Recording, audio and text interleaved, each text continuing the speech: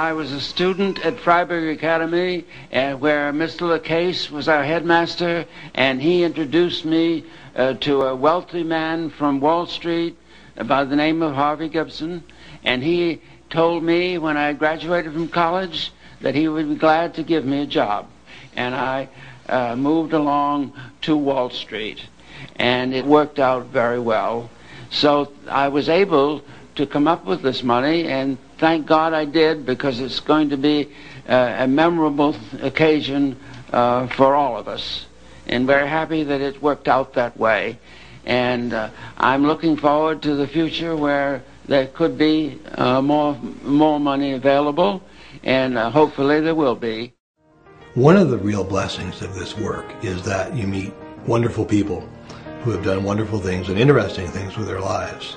And every now and again they are in a position to do something for your school that could really make a difference.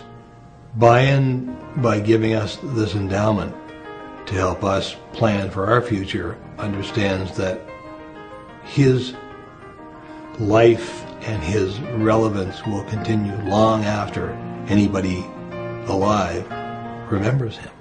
My uncle was a very frugal man. Money was something he felt should be used for a purpose, and he felt education was a very worthy purpose. It had helped him, and he really wanted others to have the opportunity that he had. Bion clearly put us at the top of his philanthropy with just a remarkable transformational gift to the school's endowment. I think Bion Cram was one of those perfect modern-day examples of the whole idea of paying it forward, the idea where people give something ahead in their lives to not only repay what they've experienced, but to give it to somebody whom they'll never meet. And I think that that was something that was important to Bion, that he didn't need the credit and he didn't need to know who was going to benefit. He just needed to know that they would benefit. Bion came to Freiburg in the fall of 1929, right at the beginning of the Great Depression, and he graduated in June of 1933. He grew up, of course, around the Depression, and they didn't have a lot of money. Mr. LaCase, who was the headmaster of the school at that time, went down to Bion's house down in West Baldwin and invited Bion to become a student at the academy. They didn't have money to afford that, so Mr. LaCase said that there would be aid so Bion could attend as a boarding student. My uncle felt that the school and the help from Freiburg and Bowdoin gave him the tools to do what he wanted to do in life. Bion's way was to meet everybody with a big smile on his face and his hand outstretched to shake. And I think that he was always pleased to meet anybody new, to hear about their stories, and of course to tell them his stories. And those relationships really cemented themselves in many parts of the world over the years. Wherever he went, he made friends. Bion passed away after a short illness in December of 2008, just 13 days after his partner John McCoy passed away. By the time they both died, they had been together for almost 57 years.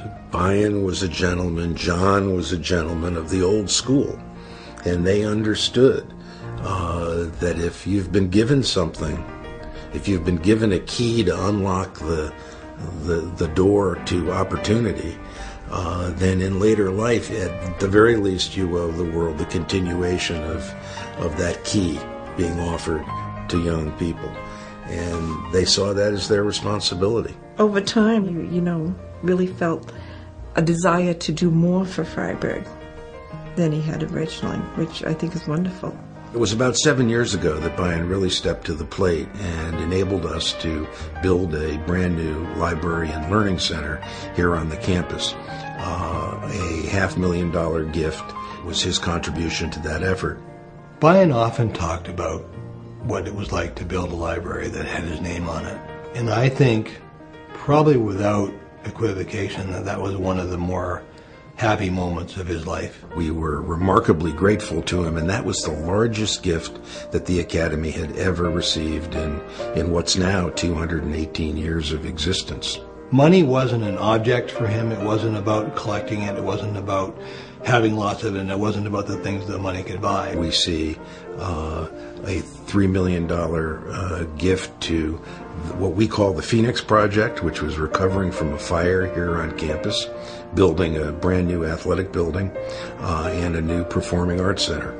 His goal was always to be able to pass it on at the end of his life to the two institutions who made the most difference to him. What he is ensuring by this bequest is that the Academy will remain a leader in education, will remain at the forefront, will remain a high-quality academic institution.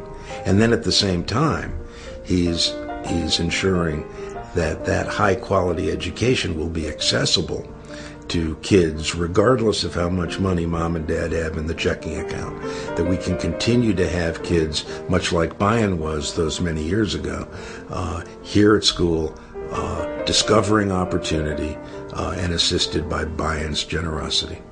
His legacy will be the opportunities he's providing for everyone, not only in education, but maybe by example of his life.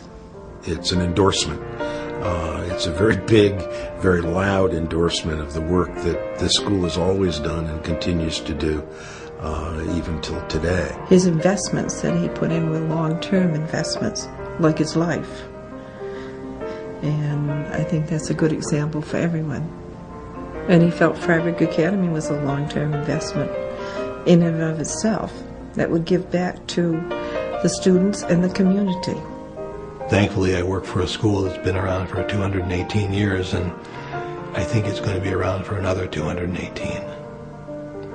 Thanks in no small part to Bion Cram.